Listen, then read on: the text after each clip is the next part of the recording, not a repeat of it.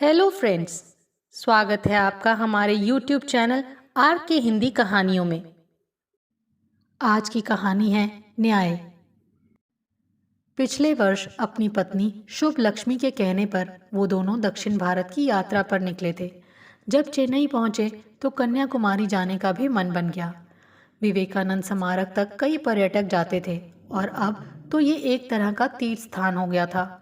घंटों तक ऊंची चट्टान पर बैठे लहरों का आनंद लेते रहे और आंतरिक शांति की प्रेरणा पाते रहे।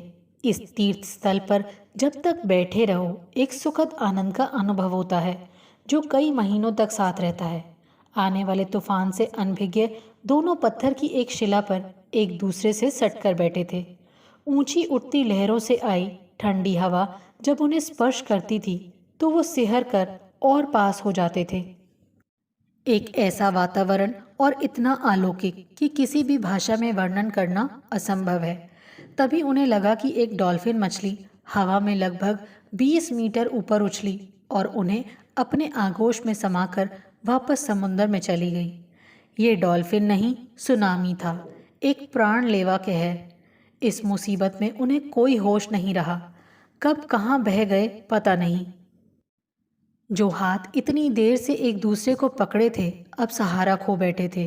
ना चीख सके ना चिल्ला पाए। जब होश ही नहीं तो मदद किससे मांगते। जब उन्हें होश आया तो किनारे से दूर अपने को धरती पर पड़े पाया। शुभ लक्ष्मी, सदानंद के मुंह से कांपते स्वर में निकला। ये क्या हो रहा है। एक अर्धनग्न युवक पास खड़ा था। कुछ दूर पर कुछ शरीर बिखरे पड़े थे। युवक ने उधर इशारा किया और लड़खड़ाते सदानंद को सहारा दिया। उन लोगों में सदानंद ने अपनी पत्नी शुभ लक्ष्मी को पहचान लिया। मौत इतनी भयानक होगी इसका उसे अनुमान नहीं था। डरते डरते पत्नी के पास गया। एक आशा की किरण जागी, सांस चल रही थी। उस युवक व अन्य स्वयं सेवकों की सहायता से वो उसे अपने होटल के कमरे में ले गए जो सौभाग्य से सुरक्षित था। डॉक्टरी सुविधा भी मिली और कुछ ही घंटों की चिंता के बाद शुभ लक्ष्मी को होश आ गया। आंख खुलने पर इतने सारे अजनबियों को देखकर शुभ लक्ष्मी घबरा गई, परंतु फिर सदानंद को सामने खड़ा पाकर आश्वस्त हुई। ये सब क्या हो गया। पत्नी के स्वर में कंपन था। धीरे धीरे सदानंद ने शुभ लक्ष्मी को सुनामी के तांडव नृत्य के बारे में बताया। कितना सौभाग्य है हमारा जो हम बच गए, सदानंद ने कहा। हजारों लाखों लोगों का जीवन एकदम तहस नहस हो गया है। ना मैंने कहा होता, ना हम यहाँ आते। शुभ लक्ष्मी के स्वर में अपराध बोध की भावना थी। नहीं, तुम्हारा ऐसा सोचना गलत है। हादसा तो कहीं भी किसी भी तरह का हो सकता है। सदानंद ने पत्नी का हाथ अपने हाथों में लेकर समझाया। घर बैठे भूकंप आ जाता है, जमीन खिसक जाती, सड़क पर दुर्घटना हो जाती। बस बस, मुझे डर लग रहा है। शुभ लक्ष्मी ने पूछा, बच्चों को बताया? सबको बता दिया और कह दिया कि हम सकुशल व आनंद पूर्वक हैं। सदानंद ने मीठे व्यंग से कहा। सब अब निश्चिंत हैं। यातायात ठीक होने पर आ भी सकते हैं। वैसे मैंने मना कर दिया है। ठीक किया, शुभ लक्ष्मी ने उदास होकर कहा। जानती हो लक्ष्मी, जब मुझे होश आया तो मैंने सबसे पहले क्या पूछा? सदानंद ने माहौल हल्का करने के लिए कहा। मेरे बारे में पूछा होगा और क्या? शुभ लक्ष्मी मुस्कुराई। नहीं, सदानंद ने हंसकर कहा। मैंने पूछा मेरा चश्मा कहाँ गया। छी, तुम और तुम्हारा चश्मा। शुभ लक्ष्मी हंस पड़ी। अचानक याद आया, पर हम बचे कैसे? वसीम ने बचाया, सदानंद ने कहा। वसीम, ये कौन है? शुभ लक्ष्मी ने आश्चर्य से पूछा। वैसे तो कोई नहीं, लेकिन हमारे लिए तो मसीहा है। सदानंद ने बाहर खड़े वसीम को अंदर बुलाया और कहा, यही वसीम है। जब सुनामी ने उन्हें समुद्र में खींच लिया था तब अनेक लोग फंसे हुए थे। लहरें कभी नीचे ले जाती थी तो कभी ऊपर उछाल देती थी। वसीम अच्छा तैराक भी था जो इस हादसे के समय कहीं आसपास घूम रहा था। अपनी जान की परवाह ना करके उसने कई लोगों को खींचकर तट पर पहुंचाया था। कोई बचा तो कोई नहीं। बचने वालों में सदानंद और उसकी पत्नी भी थे। थैंक यू, शुभ लक्ष्मी ने कहा। वसीम की मुस्कान में एक अनोखापन था। हिंदी कम जानता है, सदानंद ने कहा। कृतज्ञता दिखाते हुए शुभ लक्ष्मी ने पूछा, बेचारे को कोई इनाम दिया? लेता ही नहीं। सदानंद ने गहरी सांस लेकर कहा, मैंने तो सारा पर्स इसे दे दिया था, लेकिन इसने सिर हिला दिया। मेरी जिंदगी में तो ऐसा इंसान पहली बार आया है। सब तुम्हारी तरह के थोड़े होते हैं, शुभ लक्ष्मी ने कटाक्ष किया।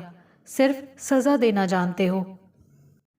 आज वही वसीम सदानंद के सामने खड़ा था, सिर झुकाए एक अपराधी के कटघरे में।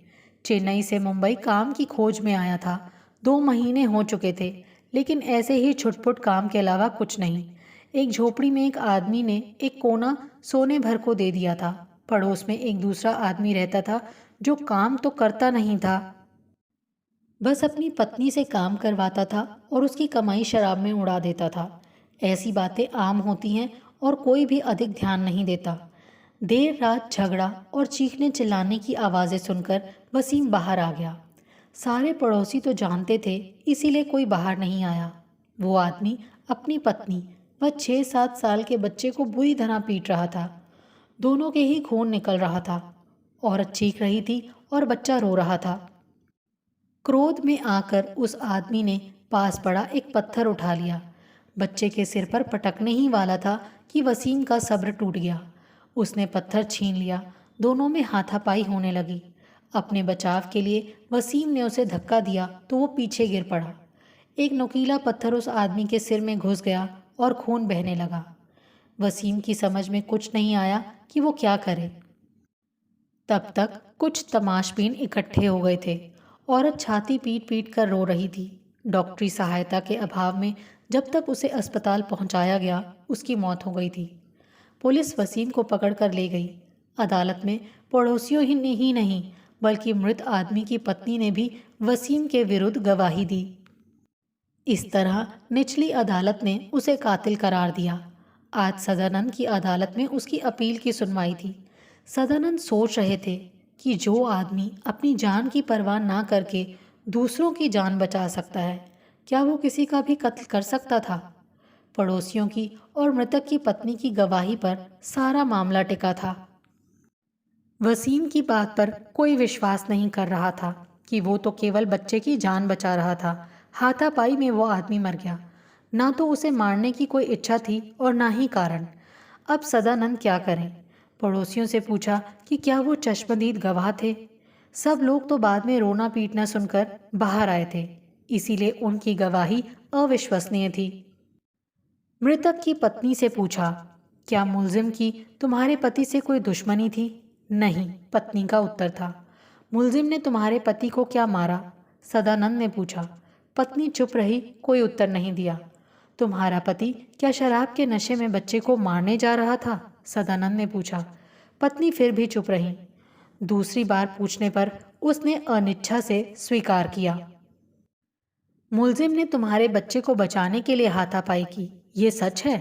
सदानंद ने पूछा। 2-3 बार पूछने पर पत्नी ने स्वीकार किया। सदानंद ने अधिक प्रश्न नहीं किए। उनकी दृष्टि में मामला स्पष्ट था। ये एक ऐसी दुर्घटना थी जिसके लिए वसीम जिम्मेदार नहीं था। पूरी तरह निर्दोष बताकर उसे बाइज्जत रिहा कर दिया गया। घर पर जब शुभ लक्ष्मी को ये बताया तो उसे बहुत अच्छा लगा। बेचारा, उसका पता मालूम है? शुभ लक्ष्मी ने कहा। उसे कोई काम दिला सकते हो? कोशिश करूंगा, सदानंद ने कहा। उसे बुलाने के लिए एक आदमी को भी भेजा है। दोस्तों, आपको ये कहानी कैसी लगी? इसका अंत आपको कैसा लगा? प्लीज़ कमेंट करके ज़रूर बताएं। आपके सुझाव मेरा हौसला बढ़ाएंगे ताकि मैं एक बेहतर तरीके से आने वाली कहानियाँ प्रस्तुत कर सकूं।